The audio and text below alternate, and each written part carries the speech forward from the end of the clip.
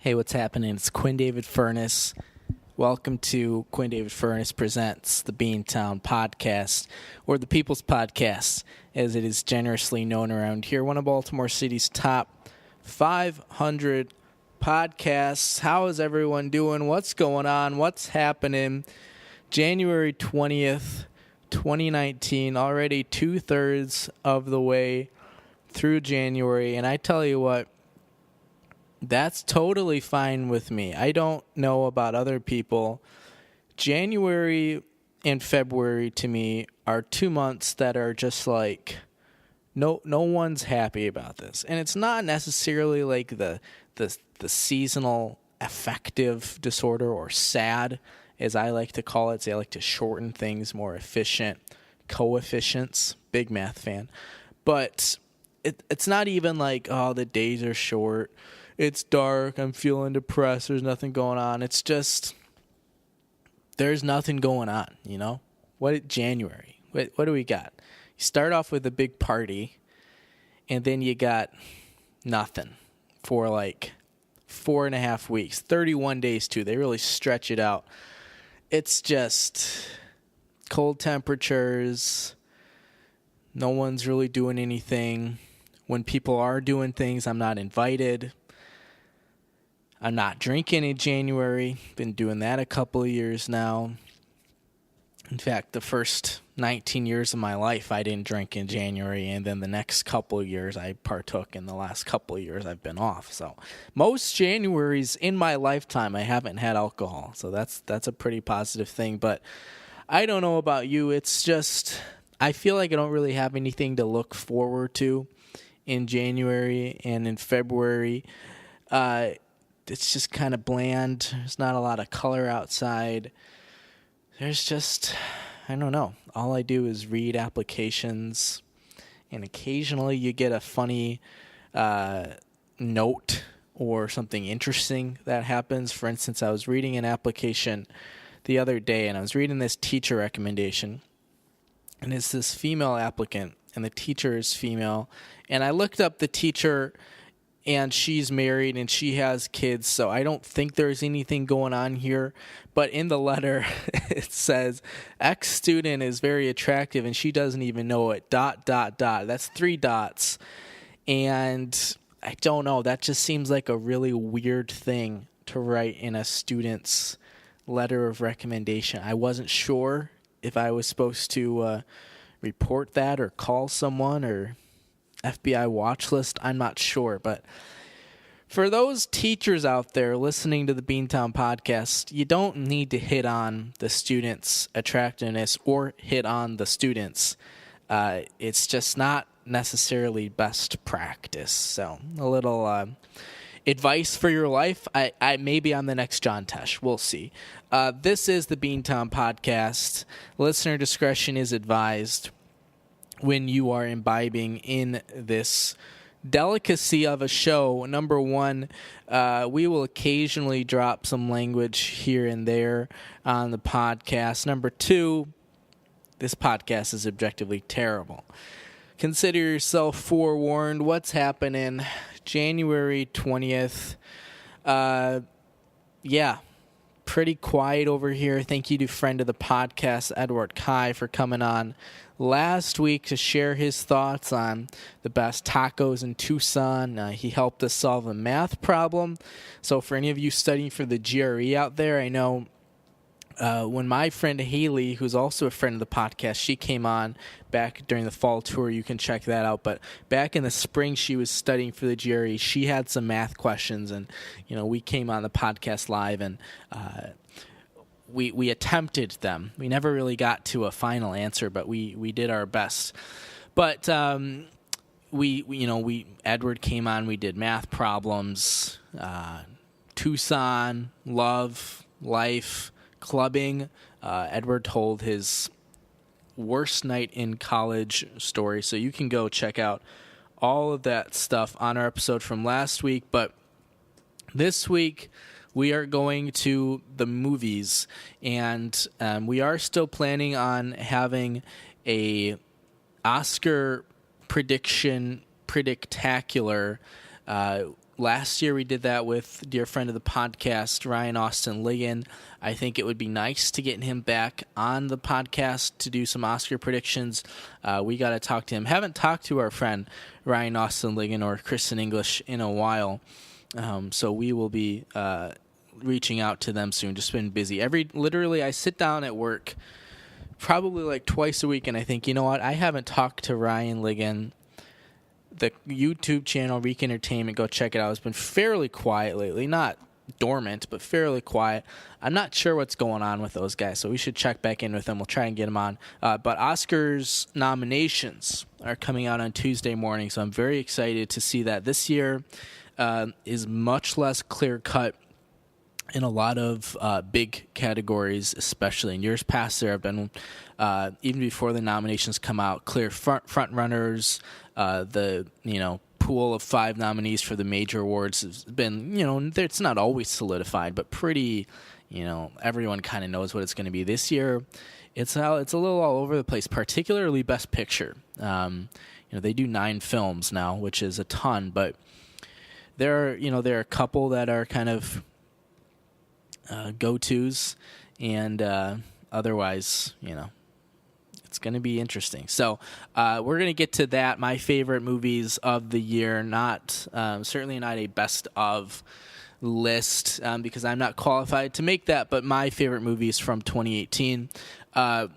Before we do that, we have 2 different things to hit on. This podcast could get long, so I apologize. But number 1, we are going to talk donor tiers, and then number 2, we have a response from Mr. Rock. Chris Rock.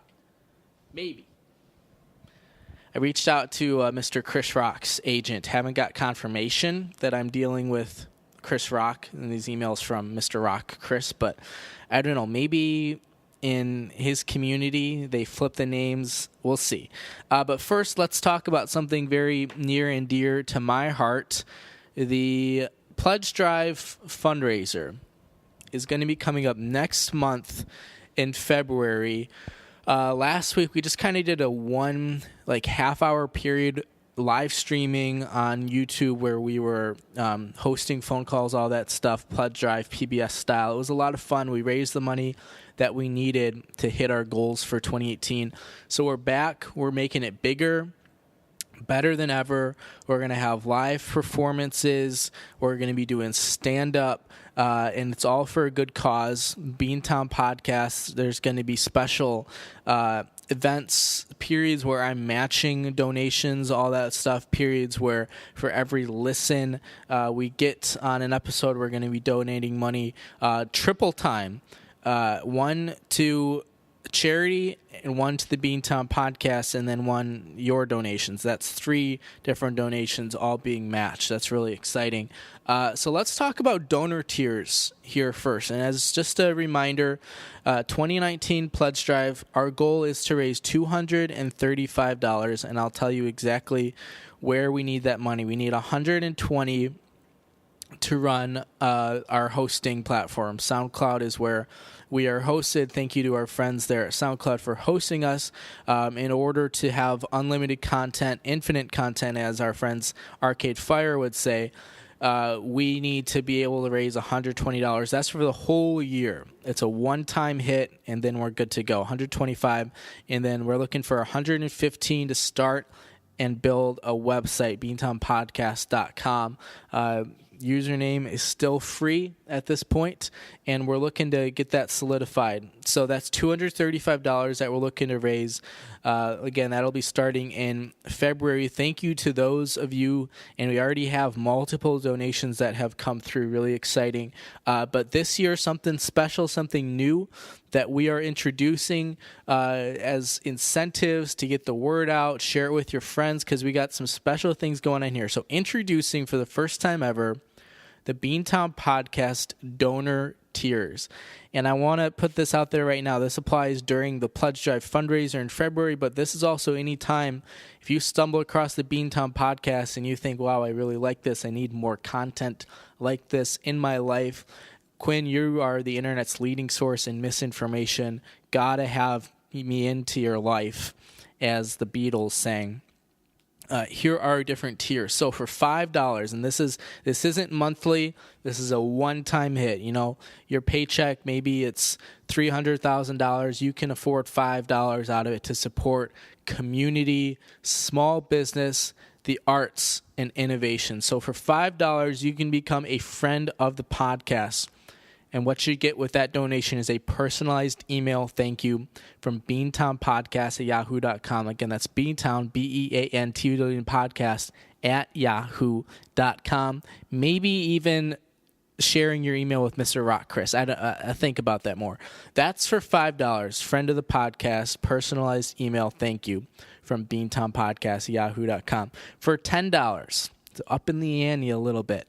Speaking of Annie, when we were young, my siblings and I, we would wake up, I don't know, this was like a once-a-week spiel, and we would all huddle in my oldest brother's bedroom, which was like the cool place to be because it was in the bedroom, or in the basement, excuse me, and the basement of our house, completely finished, but there were 2 bedrooms down there, and one of them we converted into our like schoolroom because we were homeschooled, so the other bedroom was the only bedroom in the basement, and that's where the computer was, and there was bathroom down there, and just like the actual larger room, called it the family room, with a TV and games and such. And so that was just like the place to be, was the basement. So once a week or around there, we would wake up, my 2 other siblings and I would go down to my 4th sibling, friend of the podcast, Walter, go down to his bedroom, and we would play poker with pennies. And I don't, maybe brother or sister can chime in on the comment section, but maybe you can refresh my memory of where we got all those pennies from. I don't remember, but we would bet with pennies, and we would also bet with these little chips. They were called like Pogs or something. I don't really know what that means. Not Porgs from Star Wars The Last Jedi. Pogs, P-O-G-S, I believe, is what they were called. And they had like different images on them. And I think we had like buffalo nickels. I don't remember. But we would, long story short, play poker, Texas Hold'em, I believe. Or no, we didn't play Texas Hold'em. We played like 5-card draw mostly. Really thrilling stuff, right, guys? And we didn't really know the word Annie up or Annie very well, and so we thought it was French and pronounced it ante. All right, who still has the ante in the pot? You kind of get the picture. Bunch of 8 through like 12-year-olds playing poker in the basement, like 6 a.m. on school days, but we were homeschooled, so it was awesome in the cold basement. Imagine if that song by MOP was, instead of Annie up, it was Ante Up. Ante Up. Jump, jump, jump. Ante Up. Kidnap that fool. Hit him, hit him, hit him. Get him, get him, get him. Smash mode. So. I'm a true player hater. Street regulator. Make holes in the hater. Take control of the streets. Think blows in the streets. Things that we need. Money, smoke, sweets, essentials, credentials, dehydrentials, potentials. I'll tell you up. Down. So, long story short, for $10, you can become a podcaster's best friend. And with that, you get a shout out on the podcast. That's right. A personalized thank you from the host, the voice of Quinn David Furness, saying, thank you, Six Pack Joe. Thank you, school teacher Sally. Thank you to our local congresswoman for supporting the podcast and supporting the arts. Really appreciate that. So $10, podcaster's best friend, a shout out on the podcast live.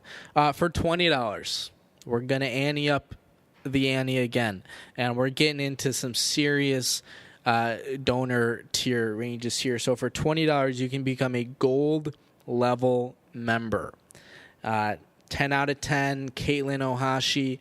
A quick word on that. She's kind of hot. Improvised song live on the podcast about you. If you really want to support music, the arts, small business, and your local community, and it would be a community garden, except my ex killed my plant while I was on a work trip. Shout out. But for $20, a gold level member, personalized, improvised, synergistic song live on the podcast about you. We got a guitar. I can do a lot of different styles. I can do some Michael McDonald stuff. Been listening to a lot of Arcade Fire, so we can go dance pop. I can go old school country, Hank Williams. 5 minutes ago, we just learned that I can do some freestyle rapping. So you name the style, and we'll make it happen for you. $20, gold level member, improvised song live on podcast about you. $30. Got 2 tiers left. $30. I'm good. So we named this one because I was at Starbucks last night reading my book Porno by Irvine Welsh, drinking my grande latte, my Ariana Grande Frappuccino 360, etc. I've got a bit about Starbucks, and it's kind of all inclusive from the time you walk in to the time you walk out. It's like 5 or 6 minutes long. I haven't debuted it on the podcast yet. But it's. I think I've done some of it. Like I've done the ordering, how it's like the snap count in football. But there are a lot of other pieces there. For instance, just the sheer type of or different types of drinks that you can get there. And that you go to Starbucks. I guess I'm getting in my bit a little bit here, but you go to Starbucks and the menu has like 5 things on it.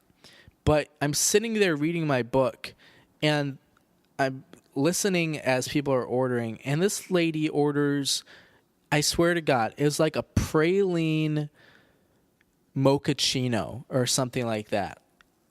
Praline, like, I think people know what praline is, but like, how often does that even come up in your daily life? When's the last time you heard somebody even say the word praline? Like, are we kidding me? And we're ordering this at Starbucks, and they even have that? That's crazy.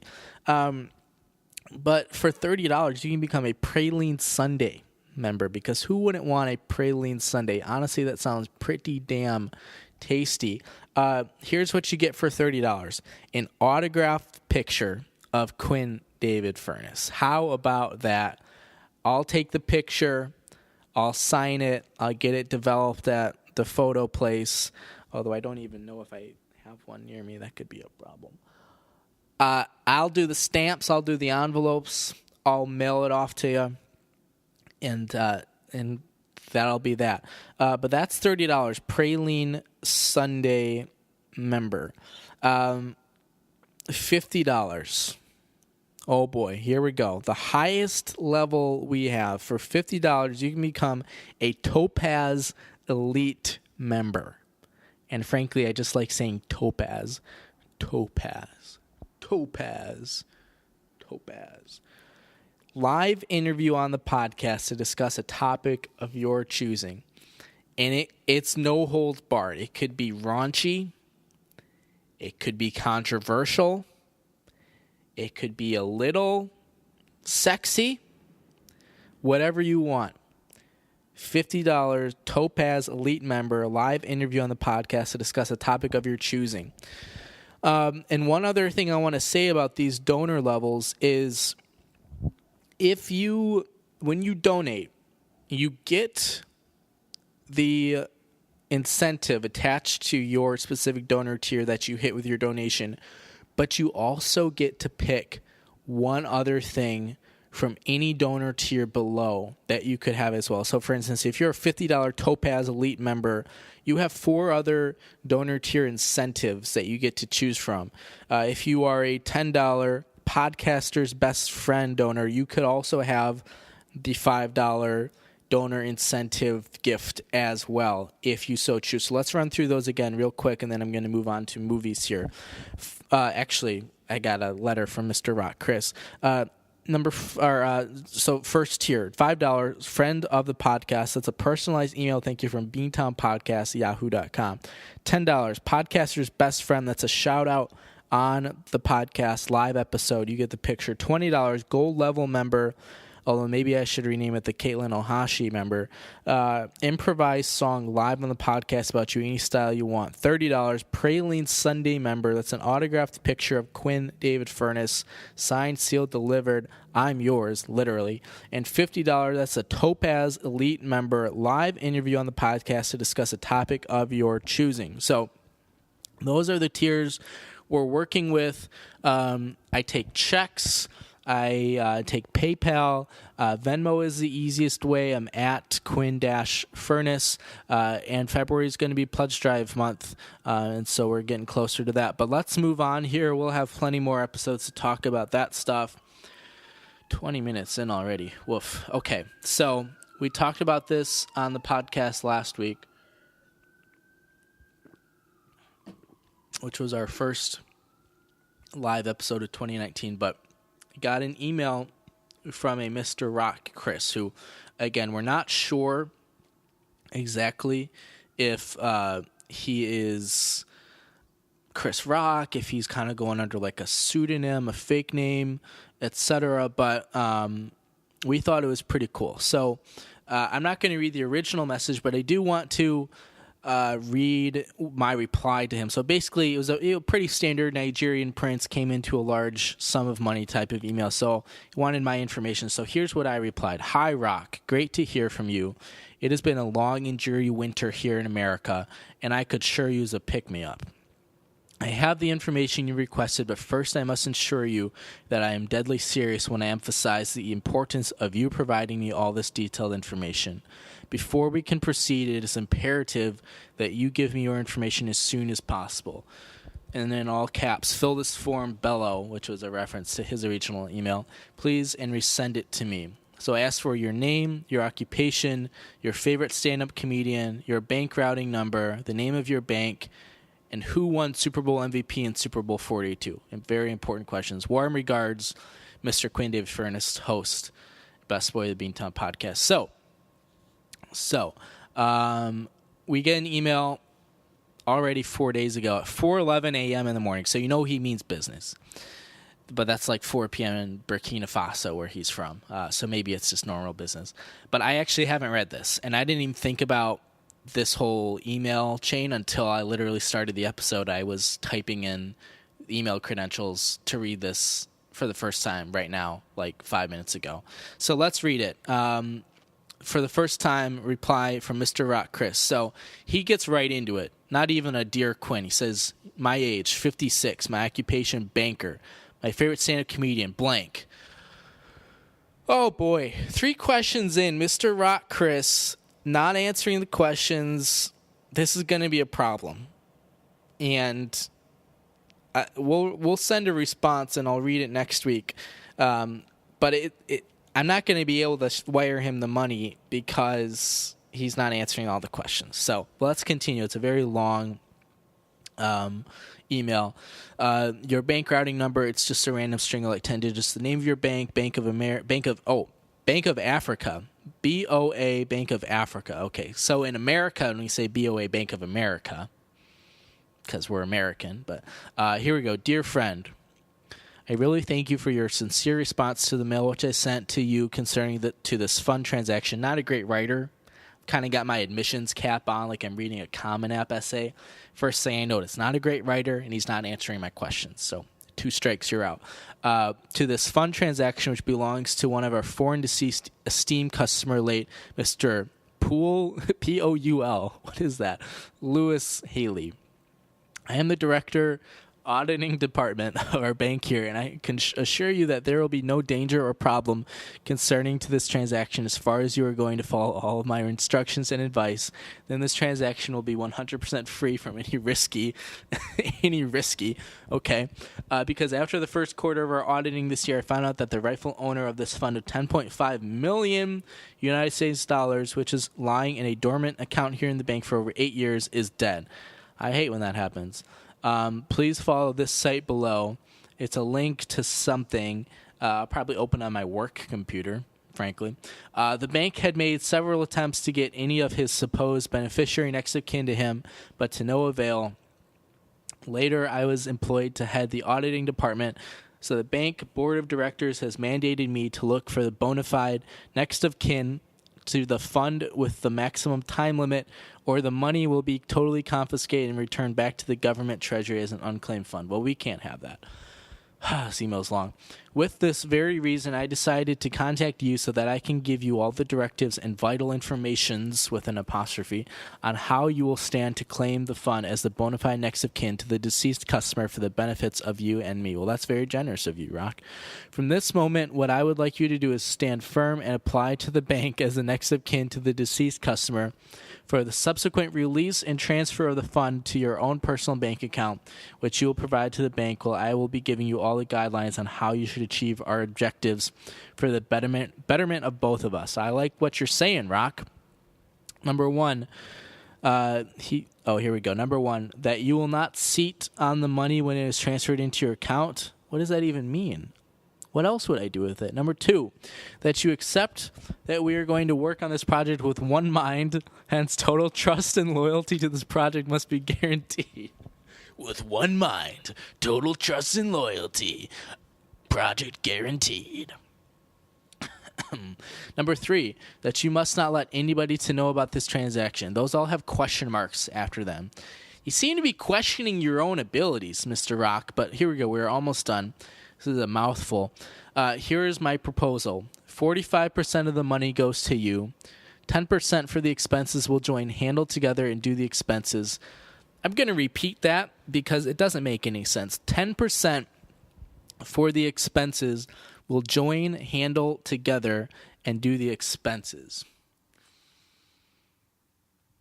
If anybody out there understood that, send us an email. Let us know. 45% for me. Mr. Rock, Chris, this isn't a two-way street here. This is my money. This Burkina Faso prince left me this money. I don't know why you think you're getting a cut. Plus, if you are really Chris Rock, I don't think you need the money.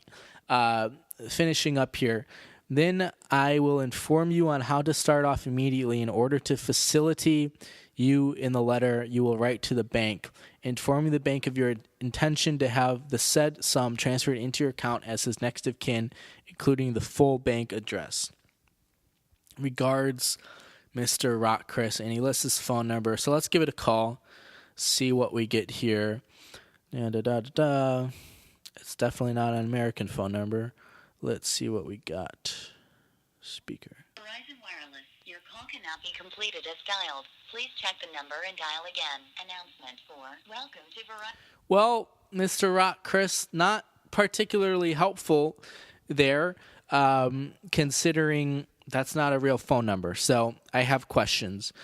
Let's move ahead here. I will reply to that at a later date, and we will revisit it next week on the podcast. But frankly, didn't say his favorite comedian, wants to split the money 50-50 or 45-45 because then 10% is for expenses for both of us, which we still don't quite understand what that means. But let's keep going here. Let's hear from our advertisers here. Home Pride, Oregon. Are you tired of selling your house for less than a quarter of what it's worth, all because you couldn't find a reliable home inspector in time? Well, Oregon listeners, there's good news. Home Pride Inspection Services in Bend, Oregon is Central Oregon's hottest new home inspection provider with inspection services including things like heating and cooling, roofing, plumbing, and so much more. Home Pride Oregon is both contractor certified and home inspection certified, so you know you're getting the good stuff. If you're tired of big real estate stranglehold on the home inspection market and you want a safe, certified home inspector you can trust, call Steve at 541-207-1101 or visit homeprideoregon.com. That's 541-207-1101 or visit homeprideoregon.com. Home Pride Oregon. Inspection perfection. And give a shout out to the Samson Q2U series for this beautiful, crisp, clean audio quality.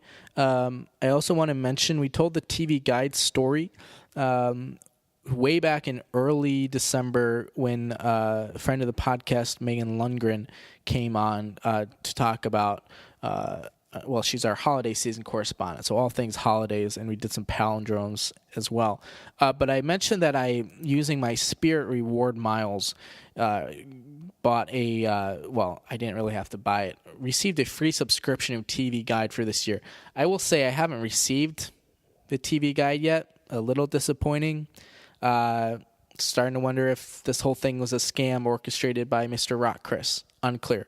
But let's get to 30 minutes in, get to what I'm actually talking about on the podcast here today. A lot of stuff to get through here, but everyone who knows me and some people who don't know that I am a big movie buff. I spend a lot of time in the theater. I spend a lot of time at home watching movies.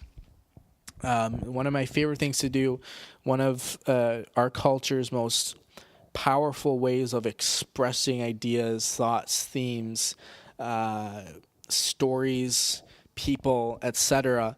So I don't have an official count on the number of movies I watched in 2018, but if I was trying to be realistic, I would say I probably saw between theaters, flights, and my own viewing time at home, it was probably close to 70 or 80 movies that I saw in 2018.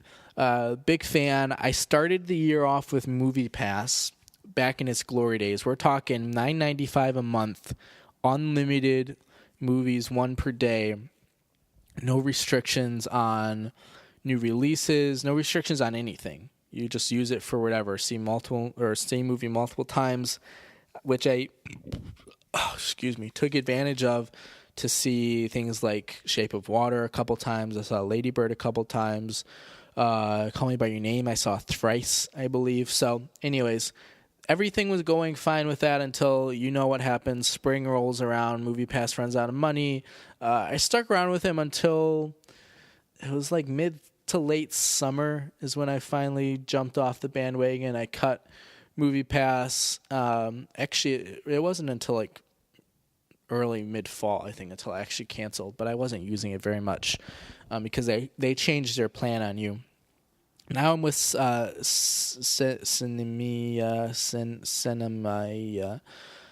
and it's 3 movies a month, $10. Pretty easy, pretty straightforward. I used my $3 or my 3 movies a month already for this cycle, which ran from Christmas Eve to January 24th. So next weekend, I'll be able to start it again. But it's 3 free, no restrictions on anything, $10 a month. So each movie at my local theater is $11, so I save approximately $23 a month if I max out the 3 movies, which most months I will. So pretty good deal. But anyways, people had been asking me for a while what were my favorite movies of 2018 were. So I developed a list, which I shared with some friends and family this past week, but now we're going to release it to the public. So this is Quinn's favorite movies of 2018. These aren't the best movies of 2018, although some of them are pretty damn good. These were just the ones that I enjoyed the most. The order that I'm reading this in is not sorted by anything. It was just when I did this list off the top of my head. And these were just the way they came to me. So I believe there's 17, 18, something like that in the list. At the very end, I'll give you my absolute top 5 favorite. And I also have a list of other movies I liked but didn't quite make like this was my favorite of the year type of list. And then I have a long list of movies that I have high hopes for based off of what I've heard, reviews, general premises,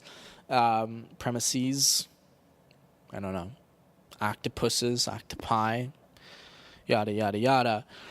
Movies that I haven't seen yet but will be watching in the near future. So let's go ahead and get us started. I'm not going to spend a ton of time elaborating on each movie, just enough to give you a little taste, plot summary, etc. Starting with American Animals, a movie that not a lot of people saw, starring Evan Peters, Barry Keoghan, and Dowd. And also, when I talk about the starring, it's not necessarily the order of people being billed in the movie. It's just a combination of how well I know specific actors and actresses from that cast, and then just how well I think my listeners know. So I'm just highlighting it's not everybody. who stars, who's top billed, etc. Just people I know. American Animals is based on a true story about this art heist in like 2002 at Transylvania U, which is in Lexington, Kentucky.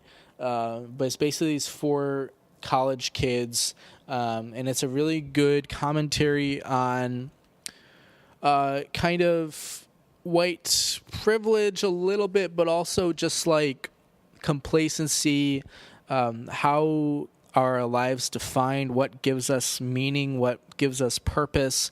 But the best thing about this movie is, if you've seen I, Tonya, you kind of know the pseudo-documentary style.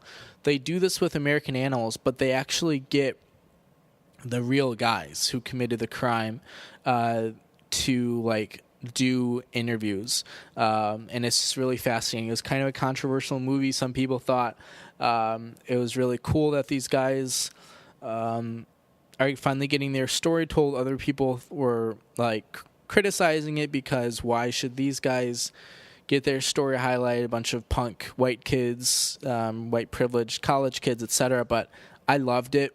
I thought it was great. Not only is like the pseudo documentary style cool, it's just an amazing story, really well put together, like heist type of movie. Good music, cinematography, acting was solid, all that stuff. So yeah, check it out. American Animals, you won't be disappointed. It's a very entertaining movie. Next, The Rider. Speaking of movies that not a lot of people saw, The Rider. There weren't any major actors in this, and that's because they actually use real people. Like, they use the main character and his actual dad, I believe, and his actual sister, who has a disability, to like play these roles. So that's just like the first part of why this is so cool. But it's about a young rodeo star who suffers a really bad head injury while riding. That sort of sets up the movie, and he endures a really long road to recovery. It's another really good story. It's totally a white story, but it's about white poverty, rural poverty specifically, and how we choose to respond when our sort of like our go-to thing in life is just like thrown out the window.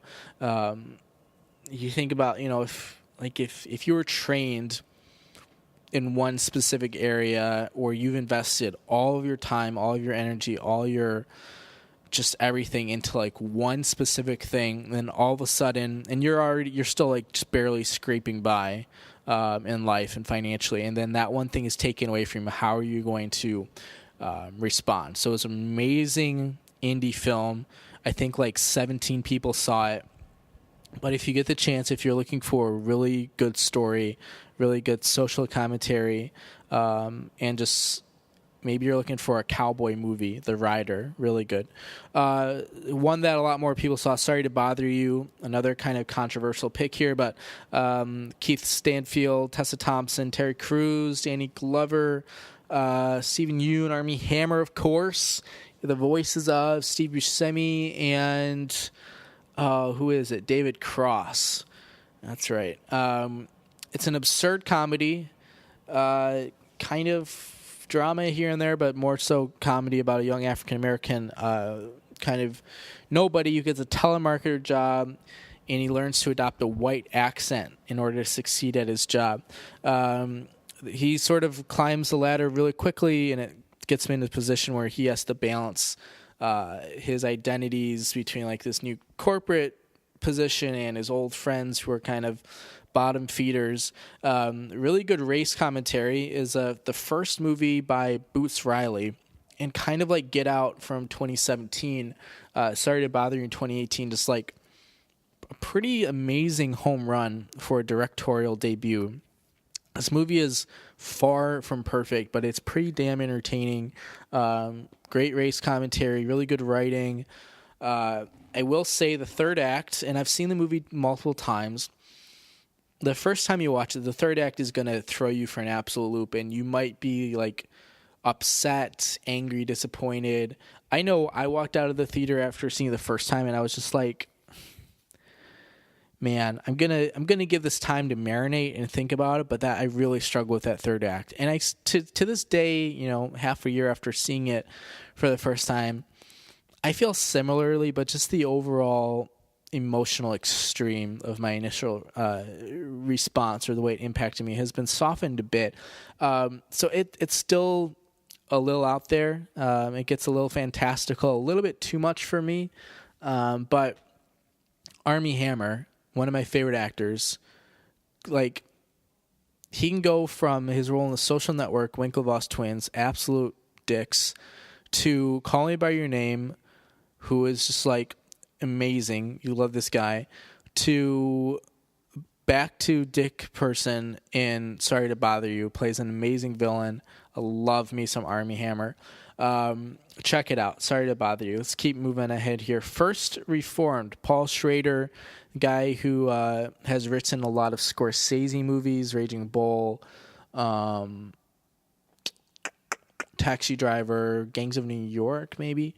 But he directed this and wrote it, I assume. It stars Ethan Hawke, Amanda Seyfried, and Cedric the Entertainer in a serious role.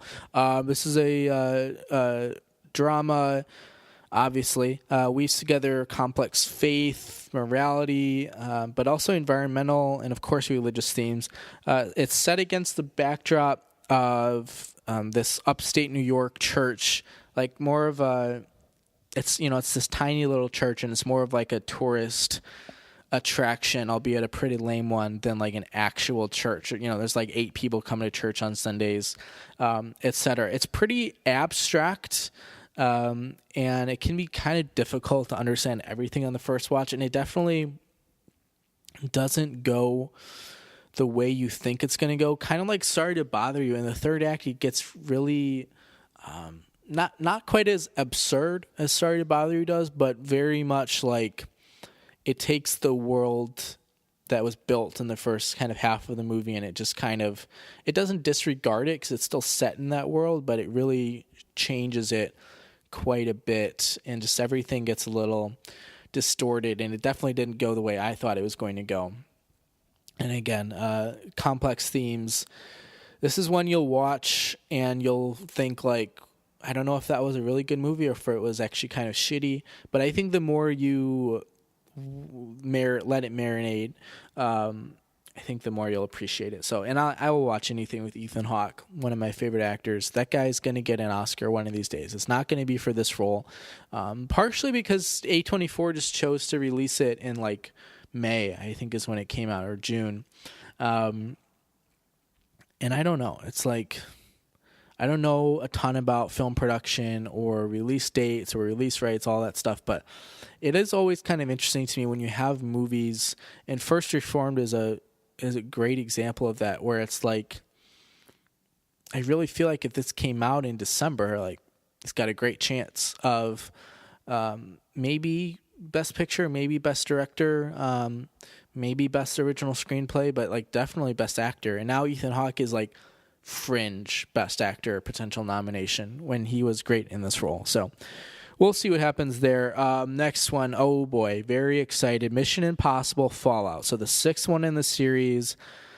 It's got everybody: Tom Cruise, Henry Cavill, Ving Rhames, Simon Pegg, Rebecca Ferguson. Sean Harris comes back for this one. Angela Bassett, Michelle Monaghan is back. Vanessa Kirby, and of course Alec Baldwin.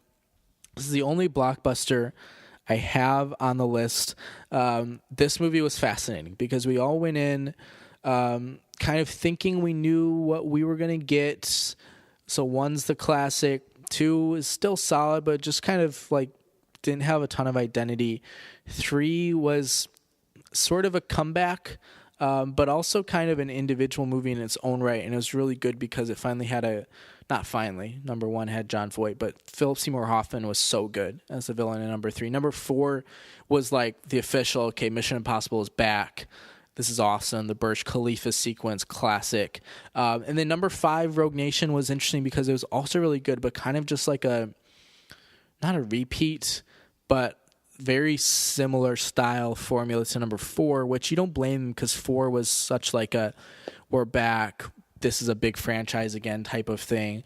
So it made sense that number 5 was just going to kind of I'm trying to repeat, but 6 is fascinating because it's the first movie in the series that's like an actual sequel to the previous movie. So Sean Harris comes back.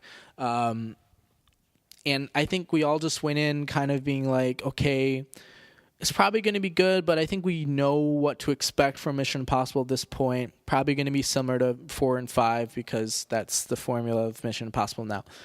Mission Impossible Fallout is one of the greatest action movies of all time and probably the best action movie that's been made since Mad Max Fury Road. This thing was just like everything you thought you could get out of a Mission Impossible movie and out of Tom Cruise. They just upped the ante again. Like, unbelievably. The famous thing from the production and the filming was Tom Cruise, of course, breaking his ankle on a shot. They use it in the movie. Like, they use that sequence, that actual shot. There are 2 sequences beyond that that are some of the most spectacular things I've ever seen in a movie. The Halo jump, high altitude, low opening. And you watch like the actual behind the scenes stuff, and there's no CGI. This isn't Star Wars Attack of the Clones where the whole movie was shot on a green screen. This is like, holy crap, Tom Cruise and a stunt actor and a cameraman jumped out of a plane at whatever, like 25, 30,000 feet and filmed this drop. Like, Are you kidding me? That's not supposed to happen. And then the helicopter chase, and I won't really say anything about it because it gives away important plot points, but the helicopter chase is just like Tom Cruise effing learned how to fly a helicopter just for this chase, and it's like an actual, like, it actually happened. I'm at a loss for words in case you couldn't tell. 2 of the greatest things, the Halo jump and the helicopter scene I've ever seen in a movie. Just unbelievable. You might think, I've seen Mission Impossible, I get it, another popcorn action movie. Absolutely not. You have to watch it. It's amazing. Let's move on. 8th Grade, Elsie Fisher, directed by Bo Burnham, of course. Another movie that came out in the summer that got some decent just overall like attention / coverage, but probably not as much as it should have gotten. It's a really important movie about the current like social media inspired life of young teenagers. Almost not in any like story way sequel to Social Network, but a really good, like, if you watch those 2 movies back to back, that would be perfect. So, 8th grade, it's what you expect. Going through puberty and the social media and digital age. I'm not a huge fan of a lot of Bo Burnham's stand-up or his like comedy bits or videos, but he did a really good job with this one. Really good writing. It's not the type of movie that has much of a plot. It's what you'd expect. But it's a movie that is sorely needed, not just for like teens and young people to go and find, and not to identify with what's happening on screen, but for like people of all ages to go see it and just understand how social media comes into our lives, messes with it, how easily it impacts just our entire well-being, our emotions, mental health, etc. So check it out, 8th Grade. You won't be disappointed. Beautiful Boy. Really tough one to watch. Timothée Chalamet, Steve Carell, Maura Tierney, and Amy Ryan. Similar to a lot of the other movies on this list, touches on some themes that are really important in 2018, 2019 that haven't gotten a ton of media representation. So it's great that we're finally getting films about these important issues.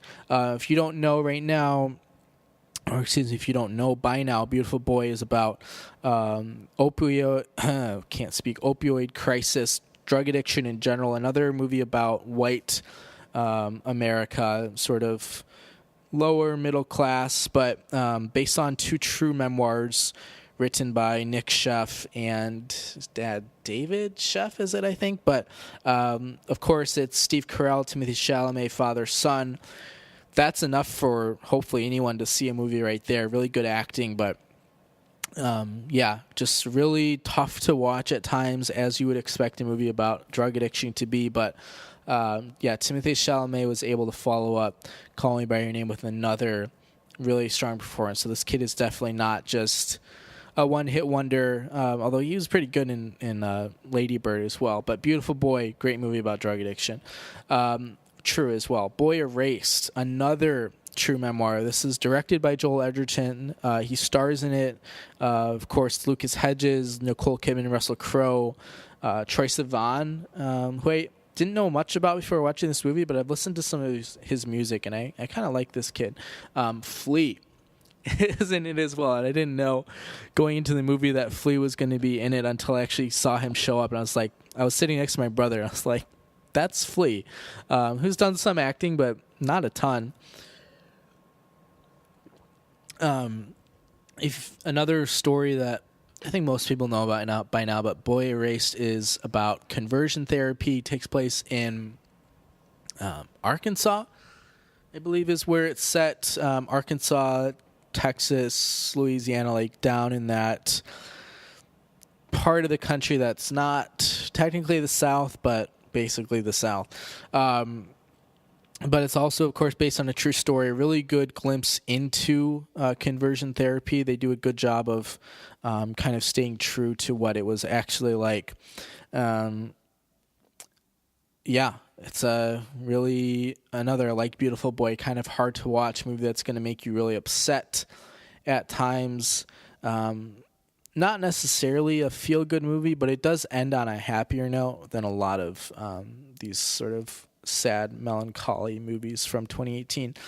Next, The Favorite, one that, of course, everyone's talking about, Yorgos Lanthimos, Olivia Colman, Rachel Weisz, Emma Stone.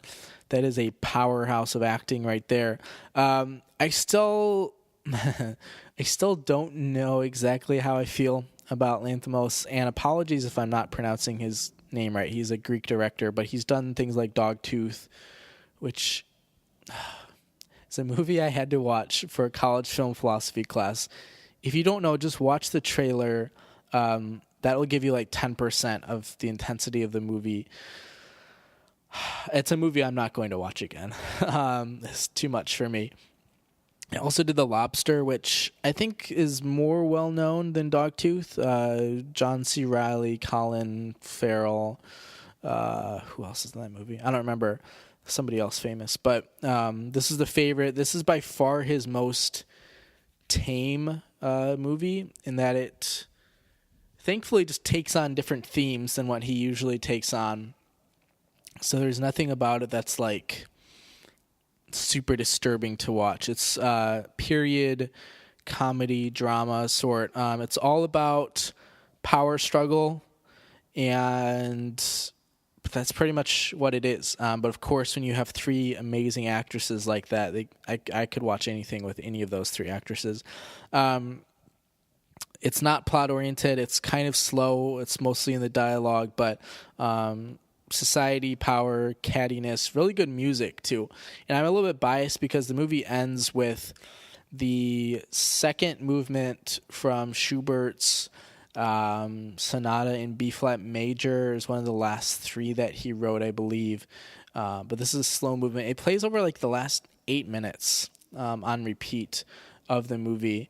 And then the credits, like total really deep cut from Elton John, Skyline Pigeon, and the harpsichord version, which you have to like dig to find. I remember hearing it when I just saw this movie like a month ago, but I remember hearing it when this credits started playing. I was like, holy crap. Like, I didn't know anybody else in the world had ever even heard of this song. Skyline Pigeon, very early Elton John, not a movie that many people know about, or a song that many people know about. But the favorite potential best picture, we'll see. Leave No Trace, a movie that I just got to show my friend Meg Lundgren, our holiday season correspondent, on Friday night. She had never seen it. Ben Foster, one of my favorite underrated actors. Thomasin McKenzie, sort of trying to do a little Jennifer Lawrence Winter's Bone action here. Maybe she's getting discovered. Dale Dickey, of course, scariest looking actress in Hollywood. She knows it. Hard to believe that this was Deborah Granick's first movie since Winter's Bone. It feels like Jennifer Lawrence has had like a whole career since that came out, which she has. But this is Deborah Granick's first movie since then. If you liked Winter's Bone, you will probably like Leave No Trace. Similar cinematography, very similar kind of simple. There's nothing flashy about this movie, but it's going to take on really important themes. White poverty in the 21st century again. This time has PTSD thrown in. Another really important theme that doesn't get as much media attention or just a spotlight as it should. But Ben Foster and Thomasin McKenzie, like the chemistry between these two was like shockingly good. I didn't know Ben Foster had these acting chops in him. It's a really sad movie. If you are looking for something with like any positivity or anything that's going to make you like feel more hopeful about the world, don't go see Leave No Trace. But it's a really important story. Super sad.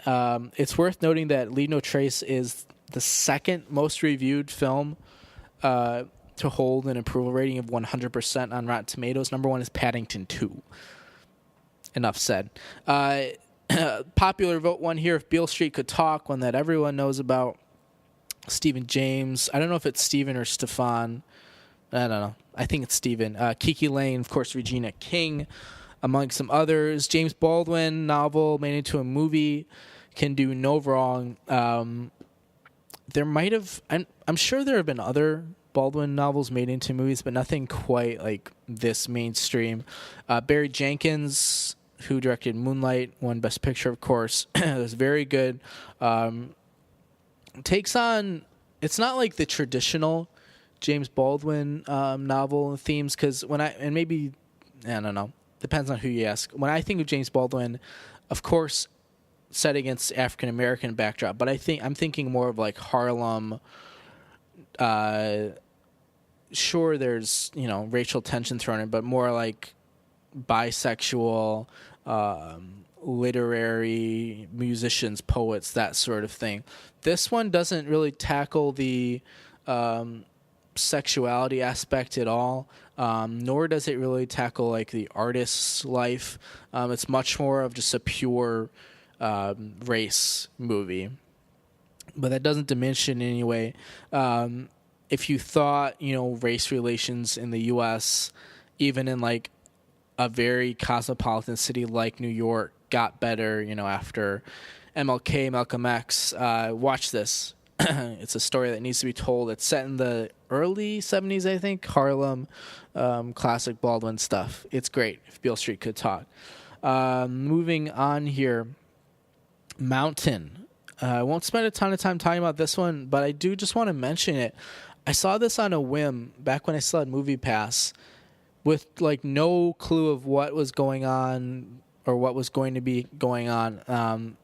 It's not really a movie. It's more of an art piece. It's kind of a documentary, but not like a pure documentary.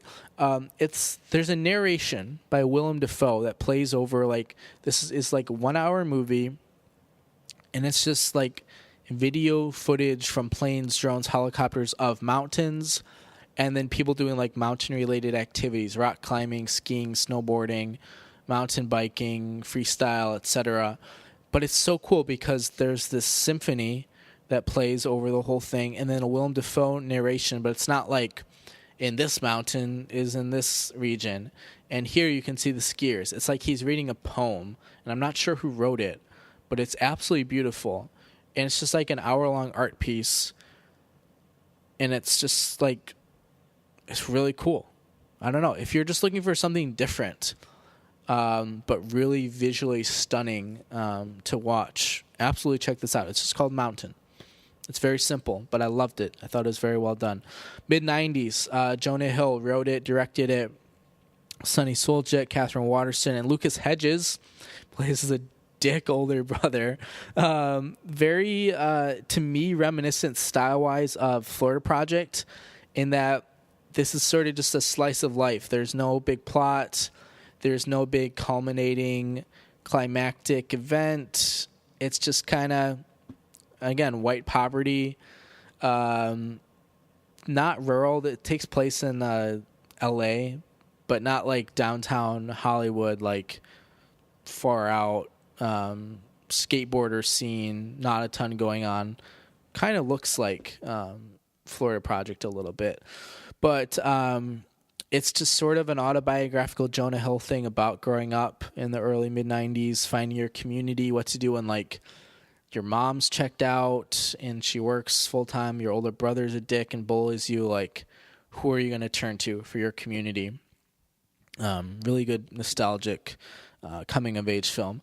One here that I really want to promote strongly that not a ton of people heard of or have seen, You Were Never Really Here. Joaquin Phoenix stars.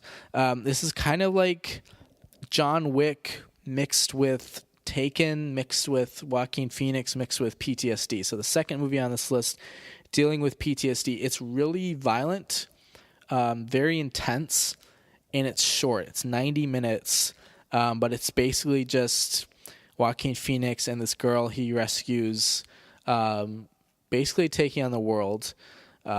Really gory, a lot of blood, a lot of death. It doesn't give you a chance to breathe.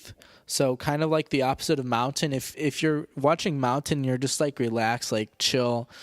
This is a nice movie. I'm just having a good time. You Were Never Really Here is the exact opposite of that. It's action thriller, like a hitman thriller, but one of the best I've seen in a while. Fantastic action, rivals John Wick in that remark. But Joaquin Phoenix, of course, fantastic actor. And the PTSD kind of filter throws on a whole new just kind of direction to this otherwise somewhat traditional story. So that's great. Annihilation, movie that I think is like starting to get more attention, but again, came out this summer. Natalie Portman, Jennifer Jason Leigh, Gina Rodriguez, Tessa Thompson, and Oscar Isaac is in it. On its surface, it seems a little bit just like a throwaway sci-fi horror, kind of like post-apocalyptic thriller movie. It's I think a lot of what people assumed it was just kind of resting on its laurels of the originality of like the all-female cast, like if the Ghostbusters remake was any good. But you pretty quickly learn that it's like way more than just After Earth with female characters. Don't see After Earth, Will Smith, Jane Smith, terrible movie. But it gets really philosophical really fast, and in a way I had no idea was coming. Like, I thought it was going to be like a sci-fi horror monster thriller movie.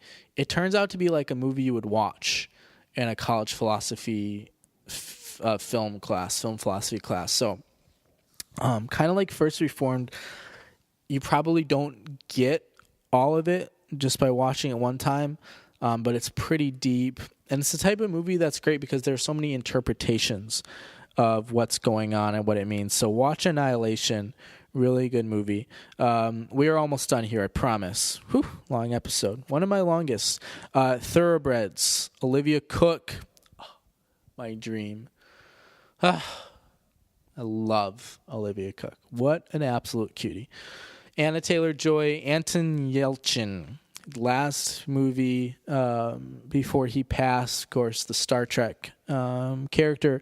That's probably what this movie will be best remembered as, but it's kind of like American Psycho, but instead of Christian Bale, it's Olivia Cooke and Anna Taylor-Joy. White suburbia, that backdrop is very important to just the overall movie. Sometimes in the movie it's really funny, other times it's like extremely unsettling and disturbing, kind of like American Psycho. The chemistry between The two female actresses is pretty good. That's probably the best part about it. But again, kind of just like a short little slice of life, but more not like real, like Florida Project or mid-90s, much more kind of like if you ever had a dick father and you just have like these fantasies of doing something about it, but then you actually see it played out almost like a dream on the screen. Here you go, Thoroughbreds. Or like if you had ever had like a dick boss or anything, here you go, Thoroughbreds. It's pretty good. The last one on my list, The Death of Stalin, a movie that everybody has to see. Steve Buscemi, Simon Russell Beale, Rupert Friend, Michael Palin, Jeffrey Tambor is really good in this. This is one of the strangest yet funniest movies I've ever seen. It takes a real historical event, the power struggle following the titular, what a fun word, titular, death of Joseph Stalin in 1953. And it's just all of these comedians and actors who play these real life people, like Buscemi is Khrushchev, but they don't use accents or anything. They just talk in their normal voices. And the dialogue between these actors, these comedians, is a lot of it is improvised, and it's just like some of the funniest stuff set against the backdrop of this like terrifying communist regime. And there are parts of this movie that are pretty violent, but most of it is just like this ridiculously funny dialogue between these leading men. A really good movie that you're not sure, like from one scene to the next, is this scene going to be like death and terror, or is it going to be like really funny and a good dialogue? So it's hard to even describe, not to mention I saw it in like this time last year. But go see The Death of Stalin if you're looking for a really smart comedy. This is probably, let's see, I'm looking at my list now. Do I even have any other like pure comedies on here? I don't. That's the only one. Yeah, go check it out. I guess Sorry to Bother You is kind of a comedy. But, okay, so that's the list. I also want to give a quick shout out to Minding the Gap, which I hadn't seen when I made this list a little over a week ago. It's a documentary about Rockford, and follows a couple of kids who are growing up. It interweaves themes of, well, what you'd expect from Rockford. So Rust Town, Blue Belt, the jobs are disappearing, but also poverty, drugs for sure. And then it has a really interesting discussion about domestic violence as well. The type of movie that everyone has to see it. It doesn't, I want to be careful what I say here. It's not about humanizing domestic violence, but it does, or okay, I'll say this. It's not justifying domestic violence, but it does humanize it, which I think is an important distinction. Hopefully, I'm really hoping that this one makes it into the 5 nominated for Best Documentary. It's not going to win because it's either going to be RBG or Will You Be My or Won't You Be My Neighbor, but this was a good one, especially being from the Midwest, being from the town that this documentary is about. Fascinating. So Minding the Gap, check it out. Really good. So before I give my actual top 5, here are other films that I liked but just didn't quite make my review. A Quiet Place, Black Panther, Incredibles 2, Disobedience, another Rachel Weisz movie, Isle of Dogs, A Simple Favor, Hereditary, and A Star is Born. Here are the movies I haven't gotten to see yet, but will soon. And there are some big ones on here that you'll notice that I just didn't get a chance to see when it was in theaters. So I apologize for that because I'm sure some of these movies are fantastic. Black Klansman's probably the big one. The Old Man and the Gun, Robert Redford. Roma, I could watch anytime it's on Netflix. Can You Ever Forgive Me, the Melissa McCarthy one. Ballad of Buster Scruggs, the Coen brothers, is also on Netflix. The Mule, Clint Eastwood's movie, Minding the Gap, was on this list now. I've seen it. The Hate You Give, really good. The Wife, Glenn Close, could potentially win an Oscar. At Eternity's Gate was the Willem Dafoe playing, what's-his-face, the painter. Blind Spotting, another movie that I saw a trailer for this, and I was like, I don't think this is going to quite be that good. And the reviews were so good, and I never got the chance to see it. Widows, a movie that I feel like there's a lot of like trailer action for, and then it came out and no one said anything about it. I'm not sure if it's actually good. I'll have to read about it. Don't Worry, He Won't Get Far on Foot, a total indie movie that like didn't do anything or attract any attention, but it's Joaquin Phoenix, Jonah Hill, and Jack Black, like, and maybe Rooney Mara. I don't remember if she's in it. Similarly, The Sisters Brothers, or The Brothers Sisters Brothers, I think, which is John C. Reilly and Joaquin Phoenix. Joaquin Phoenix had a fascinating year because he was in The Sisters Brothers, he was in Don't Worry, He Won't Get Far on Foot, and he was in not Can You Ever Forgive Me. He was not in that. He was in You Were Never Really Here. 3 movies that I was all really excited about, and 3 movies that just like no one cared about when they came out. Kind of interesting. White Boy Rick, which was Matthew McConaughey. And I really want to see this because they just pulled this kid from Dundalk High, who is not a professional actor, to like play this big time role in a major movie.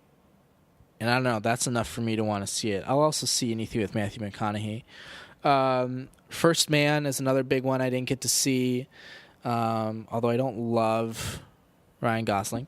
Creed 2, Bohemian Rhapsody, and Into the Spider-Verse, which I'm excited to see at some point. But my actual top 5 favorite movies from 2018, here you go. You waited an hour and 12 minutes for me to get here. This is in order. Number 1, Mission Impossible Fallout. It was so good. And I'm not usually a sucker for action movies. This one was just completely different. It's amazing. That's all I have to say. Number 2, American Animals. Again, controversial movie that I loved. I thought it was fantastic. Number 3, Leave No Trace. Saddest movie on the list. Ben Foster, Thomasin McKenzie. Amazing. Number 4, The Death of Stalin. Really funny comedy. Really funny. Number 5, Sorry to Bother You. The Boots Riley film. This one was tough because, again, I still have problems with the third act. And I don't love it.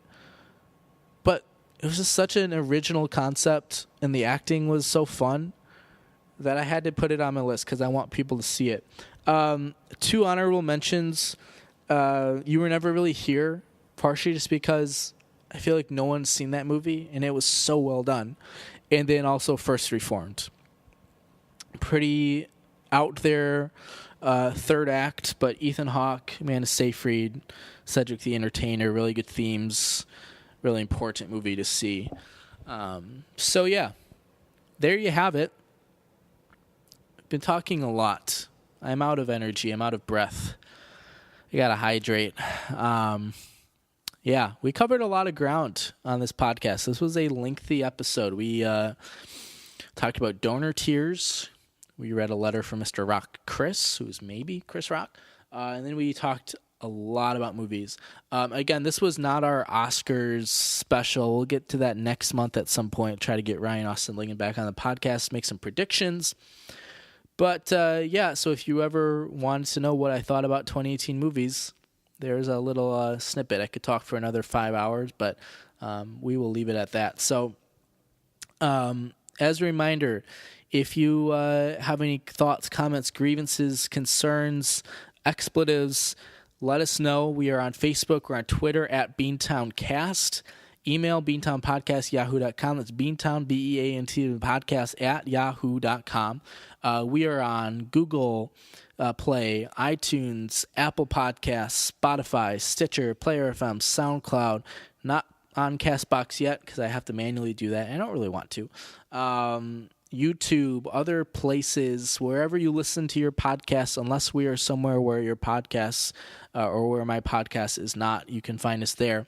Thank you to everyone who has already supported us through the Pledge Drive Fundraiser. Again, we're looking to do $235 for 2019. We got the donor tiers at the beginning of this episode. Thank you to our sponsor, Home Pride Oregon. And I think that's about all I've got to say. Hour 15 of my life spent doing this. So happy Sunday. Happy 3-day weekend. Enjoy your MLK Day. Rest in peace, Dr. King.